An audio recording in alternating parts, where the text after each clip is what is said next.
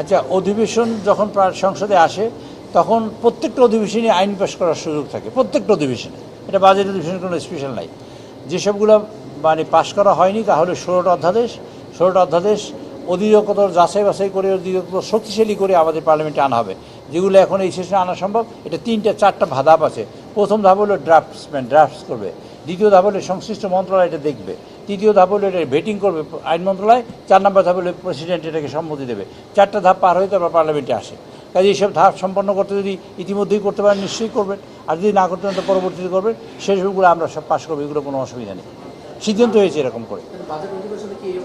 কি আসবে না আসবে সেটা এখনও আসে নাই। আমরা এটা অধ্যাদেশ ওইগুলো কিন্তু এখন আইন আকারে আসবে, আইন আকারেই আসবে, এবং সেটা বিল আকারে আসবে, এবং সেগুলো আমরা যেগুলো আসে সেগুলো উত্থাপন করব। মূলত বাজেট অধিবেশনটা হয় বাজেটের জন্য, জাতির ভাগ্য নির্ধারিত হবে আগামী 1 বছরের জন্য। সেই কাজটা আমরা ইনশাল্লাহ এই বাজেট অধিবেশনে করব। সংবিধান সংশোধন করতেই হবে, ছাড়া কোনো পথ নাই। পৃথিবীতে এইরকম কোনো ঘটনা নাই সংবিধান আছে ফেলে দিয়ে আবার নতুন করে সংবিধান, বিপ্লব হলে, আন্দোলন হলে, দেশ স্বাধীন হলে এগুলো করে। সাধারণত যেন আমেরিকার সংবিধান বহুবার সংশোধন হয়েছে, 20 বারের উপরে সংশোধন হয়েছে। ইন্ডিয়ান সংবিধান সংশোধন হয়েছে, বাংলাদেশ সংবিধান এই যে অনেকবার সংশোধন হয়েছে, এগুলো সংশোধন হতেই থাকবে। আচ্ছা, আপনি 2010 আর 2015-17 আইলেন না, আপনি এইবার যে কাজ হচ্ছে এই সংসদ হবে বাংলাদেশের শ্রেষ্ঠ সংসদ, ইনশাআল্লাহ আপনার লেগে থাকবে।